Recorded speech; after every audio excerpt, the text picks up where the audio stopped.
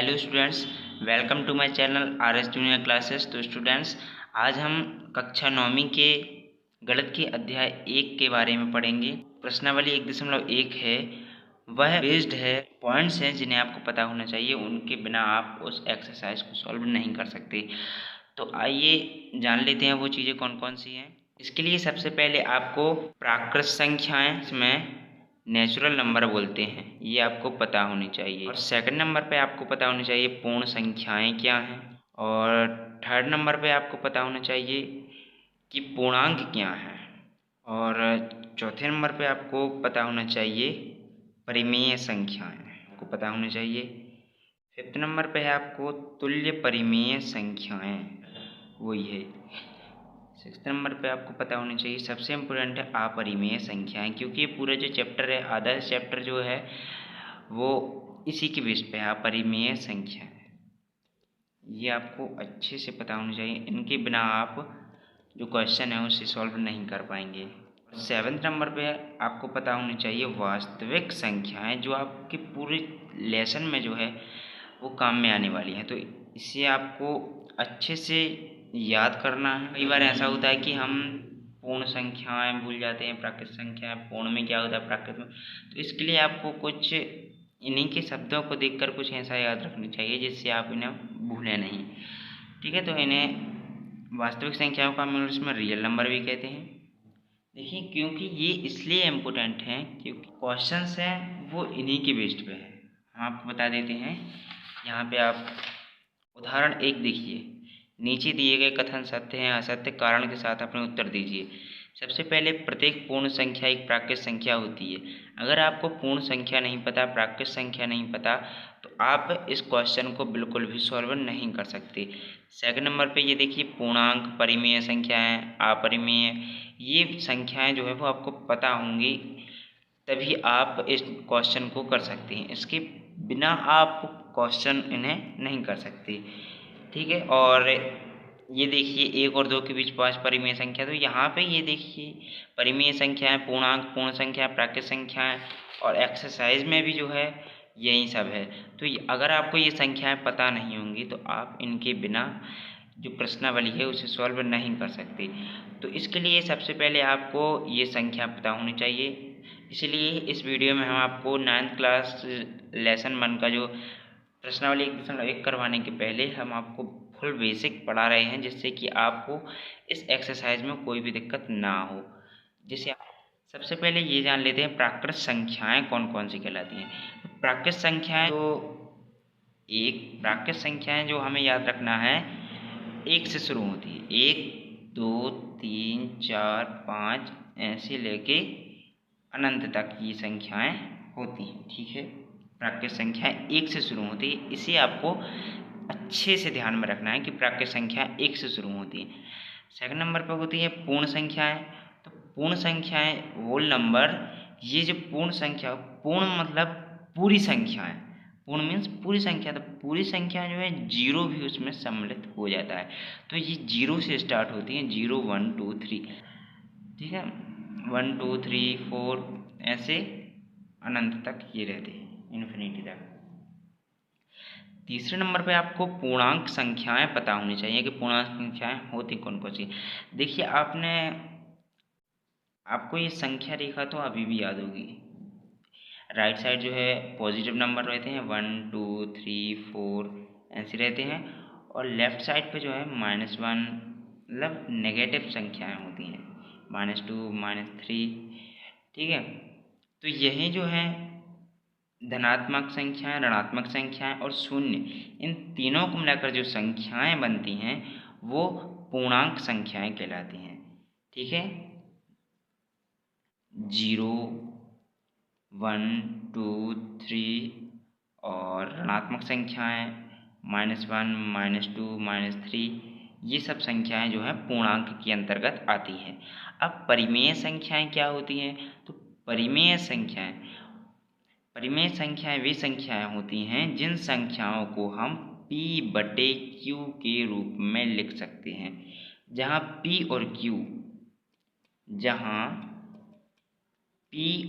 Q पूर्णांक P और Q क्या है, पूर्णांक हैं और क्यू बराबर नहीं है जीरो, क्यू बराबर नहीं है जीरो। अब इसे समझिए कि पी बटे क्यू मतलब क्या। यहाँ पे पी जो है वो अंश है, क्यू हर है, यानी कि पी के स्थान पर हम कोई भी संख्या ले सकते हैं। हमने क्या कहा, पी और क्यू पूर्णांक है, पूर्णांक यानी ये धनात्मक भी हो सकती हैं, ऋणात्मक भी हो सकती हैं। तो पी के स्थान पर मान लीजिए हमने धनात्मक संख्या 5 ले ली, पी के स्थान पे हमने धनात्मक संख्या 5 ले ली और क्यू के स्थान पे हमने धनात्मक संख्या 3 ले ली। तो ये जो 5/3 है इसे कहते हैं अंश, 5 को कहते हैं अंश जो ऊपर रहता है, और जो नीचे रहता है उसे कहते हैं हर। तो अंश बटे हर के रूप में जिसे लिखा जा सकता है जिन संख्याओं को, वो परिमेय संख्याएं कहलाती हैं। यहाँ पे पी और क्यू इसलिए रखा क्यू बराबर जीरो नहीं है। देखिए यदि क्यू बराबर हम जीरो कर देंगे, मान लीजिए 5 में हम जीरो का भाग दे रहे हैं, तो जीरो से 5 को भाग देना मतलब यहाँ से जीरो मतलब क्या, कुछ भी नहीं। जीरो मतलब क्या, कुछ नहीं, यानी जब किसी से भाग ही नहीं दे रहे हैं तो वो परिमेय संख्या कैसे हो ही नहीं सकती परिमेय संख्या, इसलिए इसमें जीरो को सम्मिलित नहीं किया जाएगा। यानी क्यू बराबर जीरो नहीं हो, पी बराबर जीरो हो सकता है, पी बराबर जीरो हो सकता है, ठीक है। तो क्यू बराबर जीरो नहीं हो सकता, ठीक है। तो इसके बाद आती है तुल्य परिमेय संख्याएं। देखिए तुल्य परिमेय संख्याएं या इन्हें भिन्न भी कहते हैं। तो ये कौन सी है, यानी इन्हें सिंपल भाषा में समझें तो ऊपर से दोगुना नीचे लिखा जाता है, यानी 1 का दोगुना 2, 25 का दोगुना 50, ठीक है, 2 का दोगुना 4, 47 का दोगुना 94, ठीक है। ऐसी ये अंत तक रहती है, ठीक है। तो कुल मिला के 1/2 के रूप में होती है, 25 एकम 25, 25 दूनी 50, ठीक है। 1/2 आ गया, यहाँ पे 2/4, 2 एकम 2, 2 दूना 4, सब में 1/2 1/2 आएगा, इसीलिए इसे तुल्य परिमेय संख्याएं या भिन्न संख्याएं कहते हैं, ठीक है। अब इसके बाद आती है अपरिमेय संख्या। देखिए ये आपको पूरे चैप्टर में पढ़नी है कि अपरिमेय संख्या मीन्स इरेशनल नंबर क्या होते हैं। तो अपरिमेय संख्या वे संख्याएं हैं जिन्हें कर्ण के अंदर लिखा जाता है, कर्ण 2, कर्ण 3, कर्ण 5, कर्ण 6, ठीक है। अब ये यहाँ पे देखने वाली बात है कि यहाँ पे हमने 2 के बाद 3 लिखा, 3 के बाद 5 लिखा, 4 क्यों नहीं लिखा। तो ये देखिए 4 इसलिए नहीं लिखा क्योंकि यहाँ देखिए कर्ण 4 है, इसे हम कर्ण के अंदर 2/2 लिख सकते हैं, तो ये 2 बाहर आ जाएगा, तो कर्ण 4 का रूप क्या हो गया, 2 हो गया। तो अर्थात ये जो भी संख्याएं हैं जो सॉल्व नहीं हो सकती, इस रूप में सॉल्व नहीं हो सकती, ठीक है। यहाँ पे कर्ण, देखिए सिंपल भाषा में समझा रहा हूँ वरना ये ज़्यादा बड़ा टॉपिक नहीं था, लेकिन आपके लिए कुछ चीज़ नई भी हो सकती है, कुछ आप जानते भी होंगे इन सब में से, ठीक है। कर्ण 2, कर्ण 3, कर्ण 5, कर्ण 6, कर्ण 7, कर्ण 10, कर्ण 11, ये सब ऐसी संख्याएं अपरिमेय संख्याएं कहलाती हैं, ठीक है। अब वास्तविक संख्या मीन्स रियल नंबर किसे कहते हैं, तो रियल नंबर वे संख्या होती है जिसमें परिमेय संख्या और अपरिमेय संख्या दोनों सम्मिलित होती है, ठीक है। अब अगर हम आपको पहले बता देते वास्तविक संख्या क्या है तो आपको उसमें हम कहते हैं हम अपरिमेय परिमेय, आप बोलते ये है क्या, ठीक है। उसके लिए आपको देखिए इसमें परिमेय संख्या, आप वास्तविक संख्याओं में जो है वो परिमेय संख्या और अपरिमेय संख्या दोनों इसमें आती हैं, ठीक है। तो परिमेय संख्या इसमें कौन कौन सी हैं, वे संख्या जिन्हें p/q के रूप में लिखा जा सकता है, और अपरिमेय संख्या यानी कर्ण वाली, ठीक है। और पूर्णांक भी इसी में आ जाते हैं p/q के रूप में, ठीक है। यहाँ पे जीरो भी इसमें आता है, माइनस की संख्याएं भी आती है, -1, -2, -3, और पॉजिटिव संख्याएं भी 4, 5, 6, और दशमलव वाली संख्याएं भी इसी में आती हैं, 2.5, 3.6, और कर्ण वाली भी 3, ठीक है, और कोण वाली भी मान लीजिए 5/6, 2/3, ऐसी संख्याएं इसमें आती हैं। तो एक बात और है इन सब में ये और कि प्राकृत संख्याओं को हम n से दर्शाते हैं। प्राकृत संख्याओं को हम n से दर्शाते हैं। पूर्ण संख्याओं को हम w से दर्शाते हैं। यानी कहीं भी अगर w लिखा है तो समझ जाइए वो होल नंबर है, मीन्स पूर्ण संख्याएं हैं। पूर्ण संख्याएं कहाँ से शुरू होती है? 0 से स्टार्ट होती हैं। प्राकृत संख्या 1 से स्टार्ट होती हैं। पूर्णांक में धनात्मक, ऋणात्मक और शून्य सम्मिलित हो जाता है। परिमेय संख्याएं मीन्स रेशनल नंबर में वे संख्या आती हैं जिन्हें p/q के रूप में लिखा जा सकता है, जहां p और q पूर्णांक हैं और q बराबर नहीं है 0।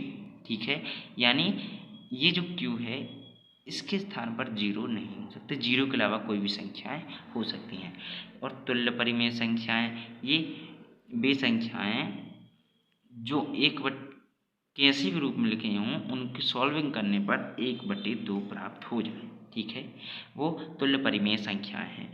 अब अपरिमेय संख्याएं, इरेशनल नंबर मीन्स कर्ण वाली संख्याएं। ठीक है, अब वास्तविक संख्याएं, रियल नंबर, ये इसमें धनात्मक संख्या, ऋणात्मक संख्याएं और परिमेय संख्याएं, अपरिमेय संख्याएं, सभी संख्याएं जो है वो सम्मिलित हो जाती हैं। ठीक है, उन सभी संख्याओं को मिला के जो है वो वास्तविक संख्या बनती है। ठीक है, अब अगर आप इसका स्क्रीनशॉट ले सकते हैं जिससे आपको एक ही जगह पे सब कुछ मिल जाएगा। ये प्रश्नावली 1.1 है और उसको उदाहरण जो है वो भी हम आज सॉल्व करेंगे इस वीडियो में। देखिए, बहुत ज़्यादा लेंदी टॉपिक नहीं है, इसे आपको बस थोड़ा सा समझना पड़ेगा, इसके बिना आप नहीं कर सकते। आपको एक्सरसाइज सॉल्व करने से पहले ये चीज़ें जो है इतनी पता होनी चाहिए, इनके बिना आप सॉल्व नहीं कर सकते। तो इन्हें अच्छे से स्क्रीनशॉट ले लीजिए, इसके बाद हम स्टार्ट करेंगे। ठीक है, चलिए अब उदाहरण नंबर 1 को सॉल्व करते हैं। उदाहरण नंबर 1 जो आप सॉल्व करते हैं, इसमें दिया है कि नीचे दिए गए कथन सत्य है या असत्य, कारण के साथ अपने उत्तर दीजिए। ये देखिए, सबसे पहला दिया हुआ है कि प्रत्येक पूर्ण संख्या एक प्राकृत संख्या होती है। ये देख लेते हैं होती है कि नहीं। ये देखिए, उसमें कहा गया था कि प्रत्येक पूर्ण संख्या कौन कौन सी होती है? 0, 1, 2, 3।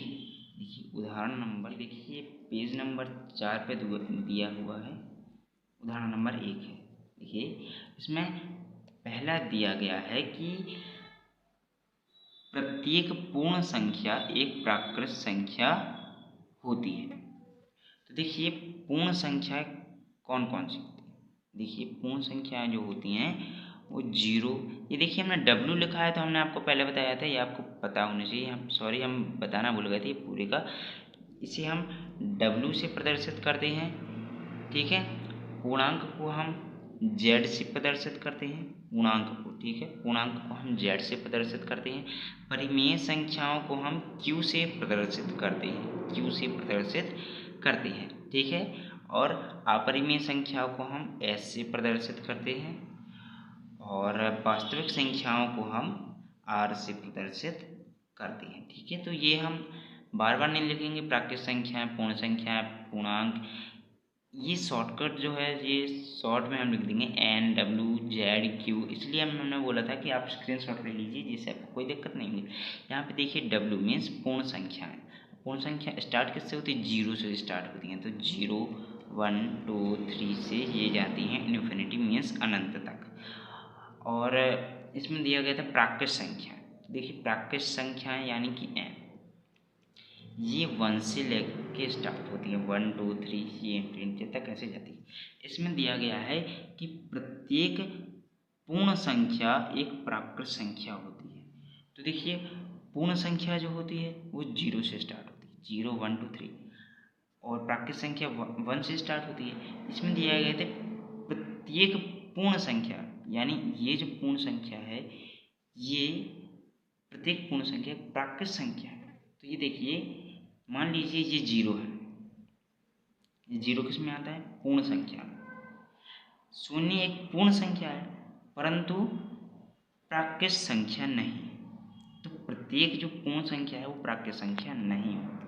ठीक है, और सब संख्याएं जो है इसमें, क्योंकि बस 0 ही है, ये भी बात है, 0 बस है, 0 इसमें नहीं है और सब इसमें, लेकिन इसमें प्रत्येक जो बोला था, क्योंकि क्वेश्चन में हमें बोला है प्रत्येक, तो इसमें जीरो है आएगा, इसमें जीरो नहीं आएगा, तो प्रत्येक नहीं होते, यानी पहला वाला जो है वो असत्य हो जाएगा। 7 नंबर पे हमें दिया गया है कि प्रत्येक पूर्णांक एक परिमेय संख्या होती है। इसी भी देख लेते हैं प्रत्येक पूर्णांक। तो इसमें देखिए पूर्णांक जो संख्याएं होती हैं वो धनात्मक, ऋणात्मक और शून्य सम्मिलित होती है, और परिमेय संख्या जो है P/Q के रूप में लिखी जाने वाली संख्या है। ठीक है, तो पूर्णांक जो है, पूर्णांक देखिए यहाँ पे ये भी दिया गया है सत्य है, क्योंकि पूर्णांक प्रत्येक पूर्णांक m को हम m/1 के रूप में लिख सकते हैं। मतलब प्रत्येक पूर्णांक यानी m 1 है, तो 1 के लिए हम 1/1 लिख सकते हैं। किसी भी संख्या के हम बटे में 1 लिख सकते हैं। ठीक है, इसलिए m/1 के रूप में लिखा जा सकता है, इसलिए यह एक परिमेय संख्या है। ठीक है, 3rd नंबर क्वेश्चन है प्रत्येक परिमेय संख्या एक पूर्णांक होती है। देखिए प्रत्येक इसमें दिया प्रत्येक परिमेय P/Q के रूप में लिखी जा सकती है और वो पूर्णांक होती है। तो देखिए पूर्णांक होती है नहीं होती, क्योंकि 3/5 एक पूर्णांक नहीं है। प्रत्येक पूर्णांक तो परिमेय संख्या है, लेकिन परिमेय संख्या प्रत्येक परिमेय संख्या एक पूर्णांक नहीं है, लेकिन प्रत्येक पूर्णांक संख्या एक परिमेय संख्या होती है। क्योंकि 0 के बटे में तो हम 1 लिख सकते हैं, 1 के बटे में हम 1 लिख सकते हैं, 2 के बटे में 1 लिख सकते हैं। ठीक है, लेकिन हम इसके स्थान पे ये नहीं लिख सकते। ठीक है, ये तो पहले से ही है इसमें, क्योंकि पूर्णांक में P/Q के रूप में नहीं होता पूर्णांक। ठीक है, तो ये दूसरा वाला जो है वो सत्य है, तीसरा जो है असत्य है। क्योंकि 3/5 मान लीजिए 3/5 एक पूर्णांक नहीं है। देखिए पूर्णांक जो है वो 3/5 नहीं है।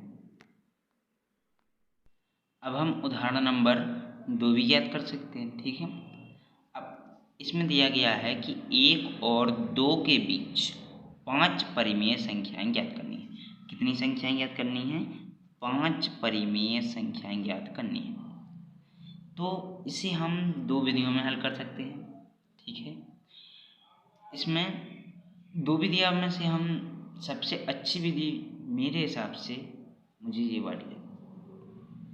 हम आपको बताएंगे क्यों ये वाली लगी। बहुत अच्छी विधि है, ये भी बहुत अच्छी है ये भी, लेकिन मुझे ये ज़्यादा अच्छी लगती है। और मेरे समझाने के बाद भी आप ज़्यादा से ज़्यादा इस विधि का ही उपयोग करोगे। ठीक है, देखिए आइए इसे सॉल्व करते हैं। विधि नंबर 1 आपने 8th में ही पढ़ा होगा, 8 लिखा है और इस संख्या के स्थान पर हमने s लिखा। तो r और s के बीच की परिमेय संख्या ज्ञात करने के लिए पहले हम r और s को जोड़ देते थे, r + s, और उसे 2 से भाग दे देते थे। ठीक है, r और s, r के स्थान पर हमने क्या बोला? 1 ले लिया, s के स्थान पर 2 लिया। ये हर बार नहीं कि r का मान है 1। इस क्वेश्चन में r का मान 1 है, दूसरे क्वेश्चन में r का मान बदल सकता है, सब में अलग अलग होगा। ठीक है, s के स्थान पे ये हमेशा नहीं रहेगा। ठीक है, बदल सकता है। r और s, r + s/2, इसके हिसाब से अगर हम सॉल्व करें तो r मीन्स 1, r की वैल्यू क्या है 1 और s की वैल्यू क्या है 2, तो r + 2 यानी 1 + 2/2, 2 + 1 = 3, 2 और 1 3/2। तो यानी इससे यह सिद्ध होता है कि 1 और 2 के बीच जो 5 परिमेय संख्या हैं उनमें से ये संख्या जो है पहली संख्या। ठीक है, ऐसे ही हम 1 और 2 के बीच 4 और परिमेय संख्या ज्ञात कर सकते हैं। 5/4, 11/8, 13/8 और 7/4, ऐसी संख्याएं हमें यहाँ से ज्ञात कर सकते हैं। इसमें सबसे पहले ये देखना पड़ता है कि उस क्वेश्चन में जो दिया गया क्वेश्चन है जिसके पीछे हमें 5 उतनी परिमेय संख्याएं ज्ञात करनी है, तो उसमें जो है 5 परिमेय ज्ञात कितनी संख्याएं करनी। जैसे इसमें 5 परिमेय संख्या ज्ञात करनी, तो हम सबसे पहले आपको किसी भी क्वेश्चन में यही देखना है कि यहाँ से मतलब नहीं है, इसके बाद कितनी संख्याएं ज्ञात करनी है। मान लीजिए यहाँ पे 3 और 4 होता, 3 और 4 के बीच 8 परिमेय संख्याएं ज्ञात कीजिए, तो यहाँ पे कितनी संख्या ज्ञात करनी थी फिर हमें 8, तो फिर हम 8 लेके चलते। यहाँ पे हमें 5 की बात है तो हम 5 लेके चलेंगे, ठीक है। तो सबसे पहले यहाँ पे देखें, यहाँ पे 5 परिमेय संख्या ज्ञात करने के लिए बोला था, यहाँ पे हम 5 लिखते। सिंपल सा क्वेश्चन है, आप पे आराम समझ में आएगा। बस वीडियो को पूरा देखिएगा, इसकी बिल्कुल भी मत कीजिएगा, वरना आप पे ये नहीं बनेगा, ठीक है। सबसे पहले 5 लिख दिया। अब उतने में एक जोड़ देना है, ये अपने मन से जोड़ना है, क्वेश्चन में नहीं है, ठीक है। इसमें हम एक जोड़ देंगे तो ये कितना हो जाएगा 6। अब जो ये 6 निकला है, ये क्या निकला हमारा, ये 6 हमारा हर निकला, ठीक है। क्या निकला हमारा हर, ने बताया था ना अंश बटे हर, तो ये क्या निकला अंश, अंश नहीं सॉरी हर। ये क्या निकला हमारा हर। हर कहाँ लिखा जाता है, नीचे लिखा जाता है, ठीक है। ऊपर क्या रहता है, ऊपर कोई संख्या रहती है, ठीक है। तो अब अंश में क्या लिखेंगे हम, अंश तो मिला ही नहीं है, तो इसके लिए हम क्या करेंगे कि जो यहाँ पे दिया है 1 और 2, तो 1 के लिए हम कुछ ऐसा बनाएंगे, परिमेय संख्या के रूप में बनाएंगे कि उन्हें सॉल्व करें तो 1 आ जाए। तो देखिए 1 लाने की सबसे सिंपल बात क्या है, जैसे 5 लिखा है, हमें 1 चाहिए है, तो हम बटे में 5 कर देंगे, 5 से 5 कटेगा 1 आ जाएगा, तो ऐसे इसमें कर देंगे। 6 से हम ऊपर भी 6 लिख देते हैं, तो 6 से 6 काटेंगे तो बराबर में 1 आ जाएगा, ठीक है। आ गया ना, 1 आ गया, हमें 1 चाहिए था। अब ऐसे हम 2 को कर सकते हैं, हर तो हमें 6 ही लेना है, यहाँ पे देखिए हर हमें 6 ही लेना है, ठीक है। अब 2 लाने का मतलब इसको हम 2 गुना कर देंगे। कैसे कर देंगे, 2 गुना, यानी 6 का 2 गुना, 6 दूनी 12, 6 कम 6, 6 दूनी 12, आ गया ना 2। 1 भी आ गया, 2 भी आ गया, और परिमेय संख्या के रूप में भी बना लिया हमने, ठीक है। 6/6 और 12/6। अब देखिए यहाँ पे हमें 6/6 मिला और यहाँ पे 12/6 मिला, ठीक है। अब इनके बीच हम परिमेय संख्या ज्ञात करें, 6/6 के बीच 6 के बाद 7/6, 8/6, 9/6, 10/6, 11/6, 12/6। 1 और 2 के बीच ये संख्याएं जो हैं वो स्थित है। अब 5 ज्ञात करनी थी तो हमने 7/6 से 11/6 तक हमने संख्याएं ज्ञात कर ली। देखिए 1 2 3 4 5, कितना सिंपल था। बस करना क्या है, जितनी हमें परिमेय संख्या ज्ञात करनी है उसमें हमें 1 जोड़ देना है, और जितना आएगा उसे हमें हर लेकर चलना है, और फिर हमें जितनी यहाँ पे संख्याएं दी हुई हैं परिमेय संख्याओं को हमें उतना बना लेना है, ठीक है। और उसके इक्वल में हमें उतने चाहिए पड़ेगा, उतना हमने लिख लिया है यहाँ पे, और बस यहाँ पे जितनी बीच में संख्या हैं वो उन्हें हम लिख लेंगे, ठीक है। तो ये 5 परिमेय संख्याएं हैं जो 1 और 2 के बीच में स्थित है, ठीक है। और भी संख्याएं हो सकती हैं, जैसे 7/6, 4/3, 3/2, 5/3, 11/6 और संख्याएं भी ऐसी हो सकती हैं। तो आज के लिए बस इतना ही। अगर आपने हमारे चैनल को सब्सक्राइब नहीं किया है तो चैनल को सब्सक्राइब करके बेल आइकन प्रेस ज़रूर कीजिएगा, और वीडियो को लाइक और शेयर ज़रूर कीजिएगा, क्योंकि अब हमारी जो क्लास 9 वीडियोज़ हैं अब वो लगातार अपडेट होंगी, अपलोड की जाएंगी यूट्यूब पर। तो ऐसे ही वीडियो देखने के लिए हमारे चैनल को सब्सक्राइब कीजिए और बेल आइकन प्रेस कीजिए। प्रश्नावली 1.1 को हम नेक्स्ट वीडियो में सॉल्व करेंगे। ये भी वैसी प्रश्नावली है, ये बहुत जल्दी कंप्लीट हो जाएगी, तो इसे आसान भाषा में समझने के लिए हमारी वीडियो देखते रहें, शेयर ज़रूर कीजिए वीडियो। मिलते हैं अगले नेक्स्ट वीडियो में। Thank you.